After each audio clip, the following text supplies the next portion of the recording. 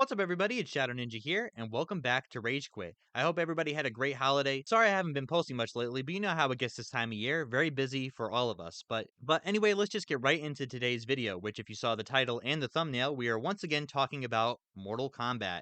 I almost didn't make this video because I was afraid I would just be repeating myself from the last MK video I did, but since that video dropped, a lot of stuff actually happened for Mortal Kombat 1.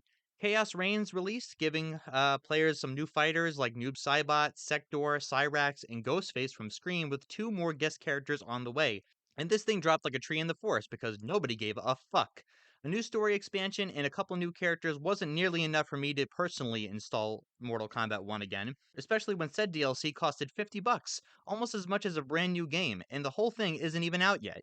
I swear, NetherRealm needs to stop drip feeding their DLC because it took them almost a year to fully release Combat Pack 1, and the characters they dragged their feet on, I didn't even want to play as.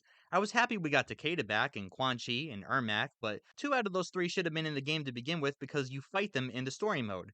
And they're doing the same thing for the Chaos Reigns characters, and honestly, I can't be bothered anymore.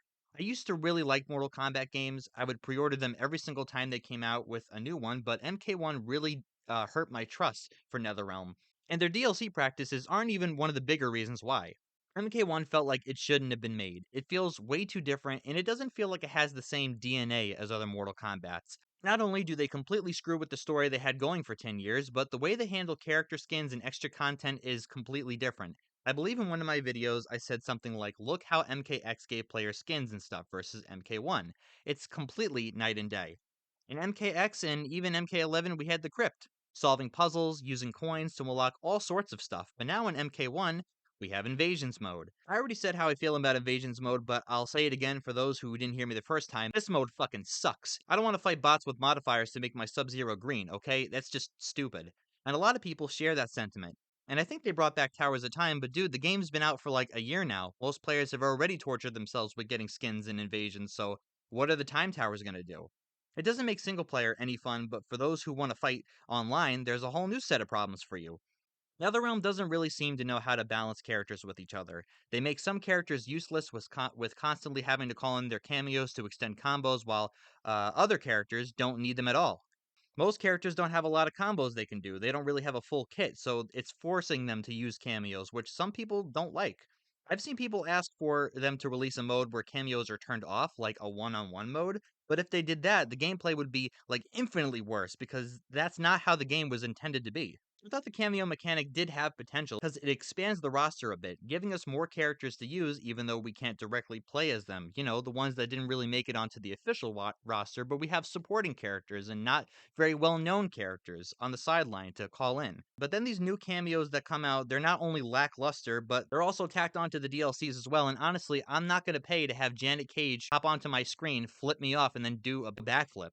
I think everyone, including myself, is just really frustrated with WB games as a whole, and unfortunately, Mortal Kombat is a casualty of that. The games that are coming out under Warner Bros.' banner have been more and more greedy, and the quality's not getting any better. You saw how fast they put out MK1. Like, look at the jump from MK9 to MKX, and then that game to MK11.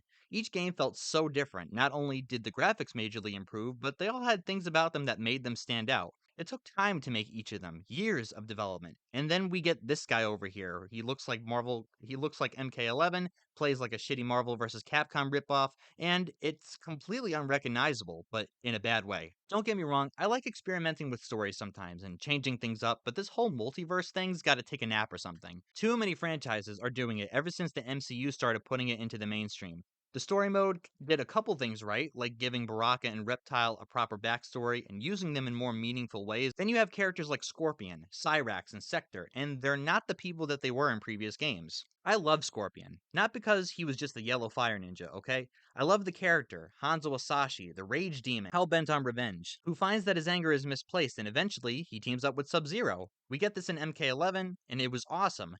And now it feels like since they told that story, they just erased Hanzo as Scorpion entirely. Now Kuai Liang is Scorpion, which turned me off from the character because that's not Scorpion, it's just Sub-Zero, but now he's yellow. And Bihan sucks because once again he's just evil for no reason. Even in this perfect timeline where there's peace, he's just evil, which I know that's the point, but it would have been nice to see Bihan not turn into Noob Saibot again because he's just like an evil dude who does evil stuff. Shao Kahn is not Shao Kahn. He's just a general in the Outworld army who also happens to be evil, and Raiden is supposed to be the new Liu Kang. It's cool to see, but later in the story, he really doesn't do anything important or cool to like make him look like the new Liu Kang, so it's kind of just a waste. And then we get this new expansion that keeps the already mid-story going. Like, I'm not invested in any of these characters, so like, why do I care? Which is the question I keep asking myself about this game. Why do I care?